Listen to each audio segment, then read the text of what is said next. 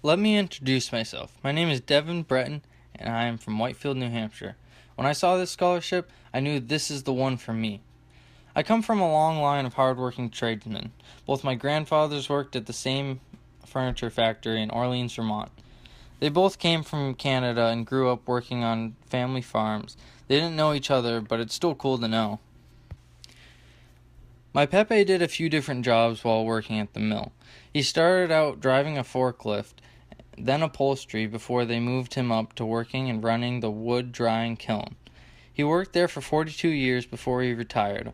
Along with having a full-time job, he would come home and help my meme do upholstery for her business, volunteer for the church, and help out many other family members.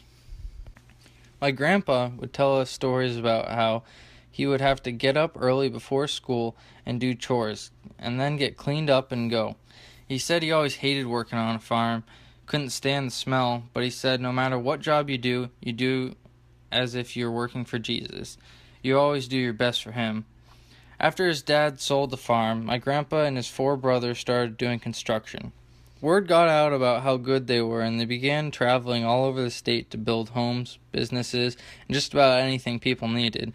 At one point, they decided to cut out the middleman and open up their own lumber yard. They continued building for a while before they just ran the store. When my mom was young, she and her 2 older sisters would go to the job sites with my grandpa, and he would put them all to work.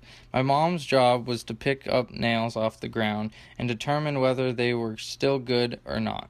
Her dad would tell them that no one job was less important than any other as long as you were doing it your best. My dad also started working at a young age too. He would mow lawns, rake leaves, and even shovel snow for people in the neighborhood and even at the cemetery. When he was in high school, he started working at a supermarket. After school, he was a bagger, and when the store closed, he would stay after and clean and polish the floors. His senior year, there was an accident. He broke his back along with several other bones and lost one leg. They put a metal rod in his back so that he would be able to sit up in a chair. They obviously didn't know my dad. With lots of prayers and many hours of rehab, I am happy to say he is walking and still working hard. I never knew that my dad had a disability. He did everything else everyone else's dad could do, and more. No one else's dad could really do cool tricks like mine could do. My dad would say, "It's only a disability if you let it be." And now about me. At a very early age, I was made to take care of my own stuff. I always had what I needed, not always what I wanted. My parents would say if you want something, you have to earn it. Well, I wanted a Wii. All my friends had them, so I was determined that I too would get one. I started mowing the neighbors' lawns, shoveling snow, and even went with my mom to clean other people's houses. I earned enough money to get the Wii I wanted, and it felt great to be able to tell my friends I bought it with my own money. I learned a very valuable lesson about money and how long it takes to get. I am 18 years old, and I've had 4 cars, each I bought with my own money. Some were good, some were bad.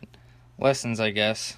I can't say that I'm perfect. My parents have helped my sister, brother, and myself out at times, but there's no free ride. Whenever we needed to borrow money, yes, I said borrow, we always had to pay it back.